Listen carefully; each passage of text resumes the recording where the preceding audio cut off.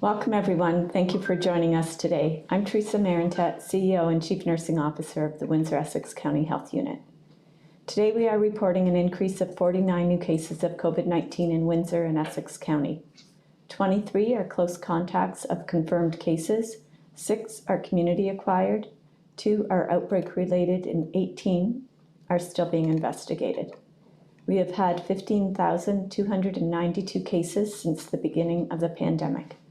453 people are active at this time, with 132 active cases having the variant. 812 preliminary or confirmed variants of concern have been identified in Windsor-Essex County, with 90% of these cases having the UK variant. 2 cases have had the South African variant.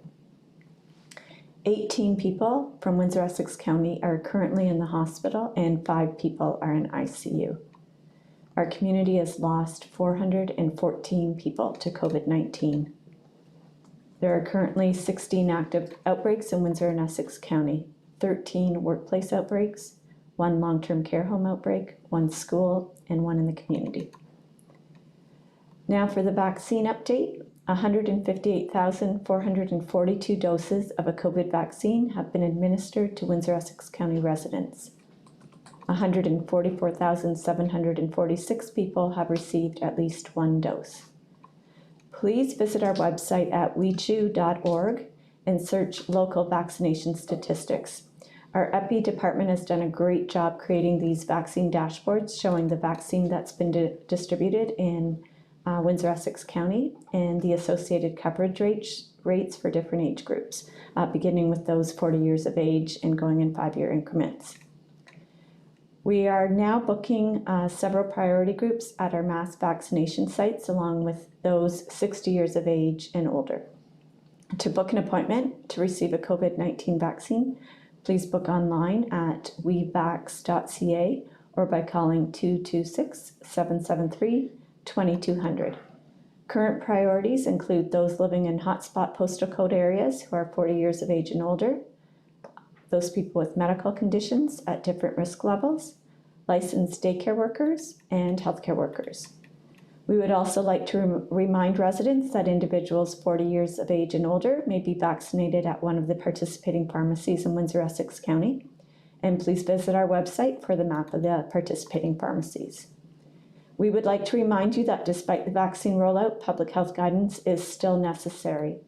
Maintain 2 meters distance from anyone outside of your household. Wash your hands with soap and water, and use an alcohol-based hand sanitizer. Wear a face covering in public spaces outside of your home. Avoid touching your eyes, nose, and mouth with unwashed hands. And above all, stay home if you are sick, and get tested if you have even 1 symptom of COVID-19. I will now turn it over to Dr. Wajid Ahmed, our Medical Officer of Health. Good morning and thank you for joining us. I have not much to add, so we'll just take questions. Okay, we'll now take questions from the media. Today we'll start with CTV. Yes, good morning.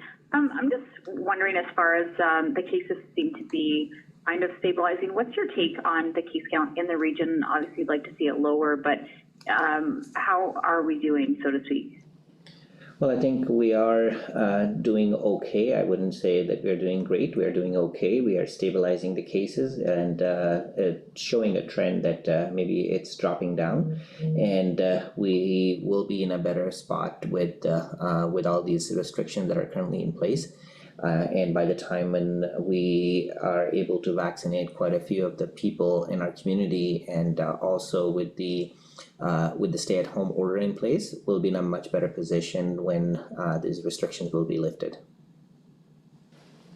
So with 3 more weeks of that stay-at-home order that we know so far, do you think by the time that's over that the region could possibly look at some type of reopening? Well, I hope so.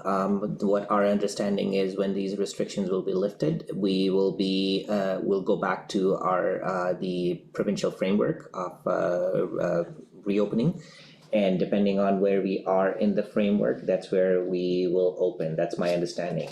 So hopefully by then, our case rates and our vaccination rates will be much better, and we should be able to open up in a lesser restriction than what we were before. Okay, thank you. Any questions from CBC? Yes, good morning. Teresa, I know you and Dr. Ahmed have mentioned before that you have capacity to vaccinate more people than you currently have vaccines, but I was wondering how you're doing on staffing at the clinics, given that we're going to be seeing an influx of supply soon. Do you have enough staff to meet the increase in demand, or are you still looking to recruit more people? So our HR department has done an excellent job in recruiting people all along, and I believe that we have recruited 61 vaccinators outside of our own nursing staff. And in mid-May, we are also receiving nursing students that will be able to assist in their clinics. So regarding the vaccinator part of it, we are in a good position to continue to vaccinate. Right now, our vaccine clinics are during the day. They are, or a little bit staggered, like a little bit maybe into 5 o'clock, but they're essentially daytime vaccination clinics, and we're working a 5-day schedule right now. In addition, we have a great amount of assistance from Windsor Regional Hospital, who operates their vaccine clinic 7 days a week at the Sportsplex and downtown. So, and as you're aware that the municipalities have supported the mass vaccination clinics with municipal workers to do all of the non-medical supports at vaccination clinics. So we are doing well right now, and as we do get more vaccine, we have increased the number of appointments being seen per day, and also giving more vaccine to some of our primary care providers to assist, which we have been working with some all along and have expanded those groups, and again with the pharmacies. So we will use the vaccine that's provided to us as quickly and efficiently as possible. But regarding the staffing, our HR is onboarding people all the time, and a key component of the onboarding is not just vaccinating, but learning the COVAX system, and that is it takes a little bit more prep time, but things are going well. And we also have continue to have quite a few people doing case and contact management that are part of our organization as well. So a lot happening, not only with vaccines, but with COVID. Thank you very much. Any questions from Blackburn? Yes, I know you mentioned this last week about workplace outbreaks. Have you noticed any increase in those, and have any that gotten so bad that you made the decision to close any workplaces? So yes, we have added additional workplaces since we talked last week, and that's what our concerns are. So far, it hasn't translated into any major outbreak that forces us to close any of the workplaces, but that's the most important pressure area that I can say at this time that I'm concerned about.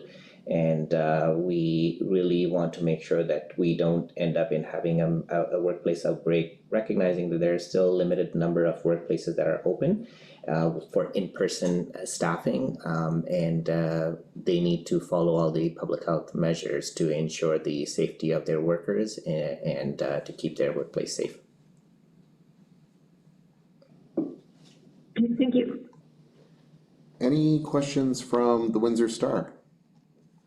Yes, good morning, Doctor. Good morning, Teresa. Did you see any large uptick in people booking appointments for vaccinations after yesterday's announcement of the expanded eligibility?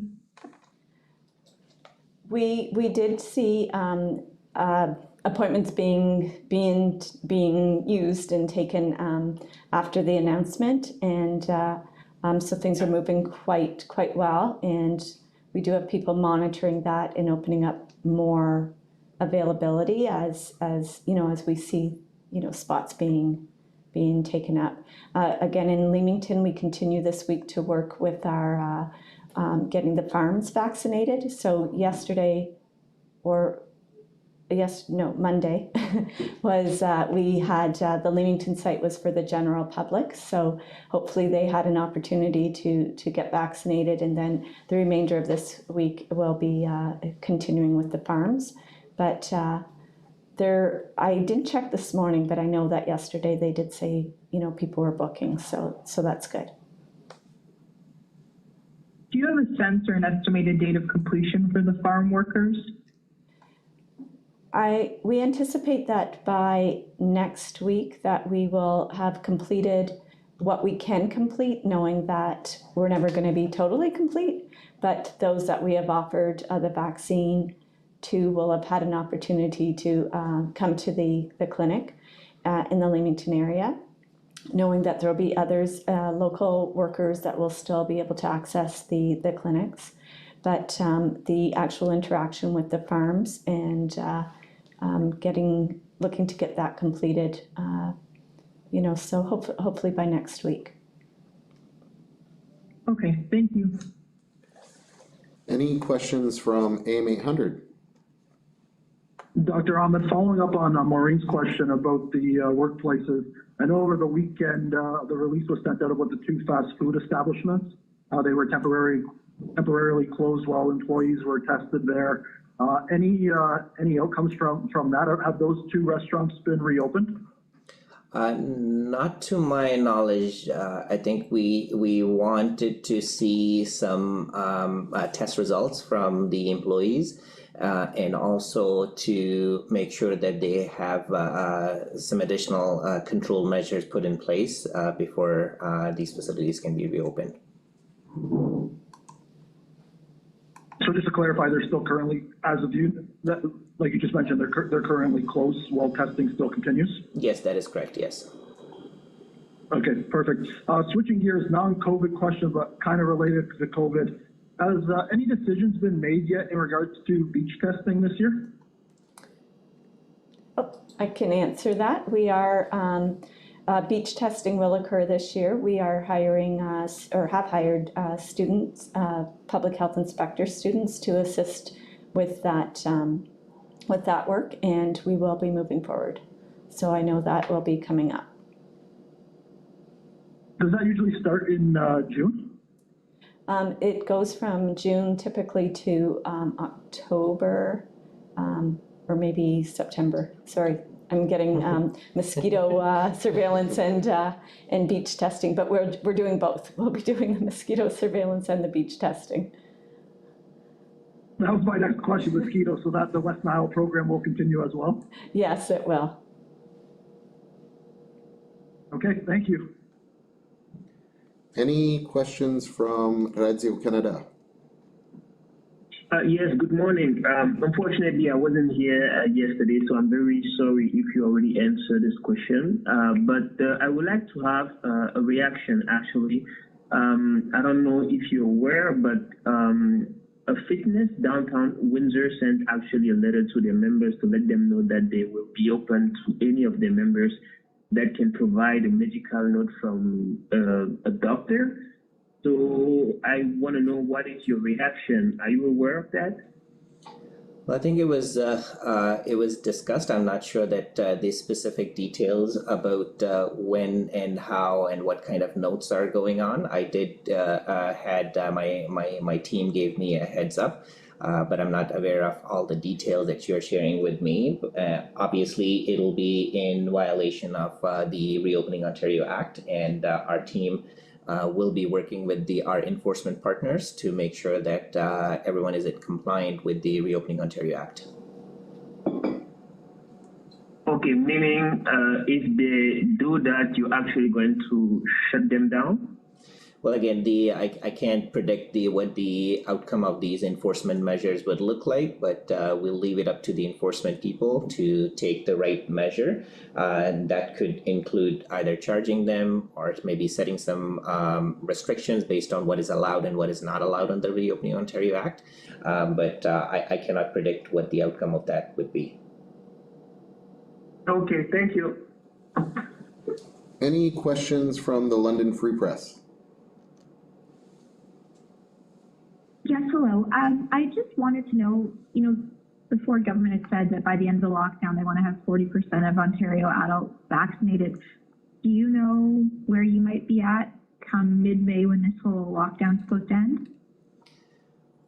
So we will be ahead of that 40% target of having our 16 years and older vaccinated by mid of May, and we'll be meeting that target that Premier Ford has set in. Fair enough. And just kind of bigger picture, I wanted to get your comments on some of the successes and shortcomings and pitfalls that have kind of been part of this vaccine rollout. Like what has Windsor-Essex done really well, and what are some things that, going back and looking back on, you wish had been done differently? Well, I think there are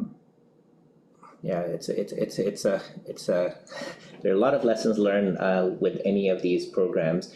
I think we have done a good job in bringing our health system partners together. We recognize that the importance of these type of mass vaccine rollout cannot be with one specific agency or one healthcare provider doing that. So we need all the available resources in place, and that includes the hospitals, the public health, the municipalities, the healthcare providers, primary care providers, the pharmacies, and we need all of those channels to distribute the vaccine as quickly as possible. The most complicating challenge, or the challenge we have seen so far, is the predictability of the vaccine supply and how much vaccine that we are getting in, how we can use these vaccines and make sure that it gets into the right arm. When vaccine supply is limited, there are many competing priorities, which is probably the most difficult part of our jobs, both for Teresa and myself. And everyone is have a good reason why they get the vaccine or why they should receive the vaccine, and then we trying to follow the ministry directions as well as our local epidemiology to make those decisions. So those are the toughest one that I would say. But overall, I think we have done a good job in pulling together all the partners and all the community in vaccinating, and with the engagement of our community, we have done a great job in reaching to the right audience and getting the vaccination rate where we like to see. We just need more vaccine to make sure that we continue to offer vaccine to our residents and get everyone protected. We have had a very bad second wave, and thanks to the vaccine and to our community, that we are trying to avoid the same as many of the region are experiencing the third wave. And once it's all done, most people vaccinated will be in a much better shape.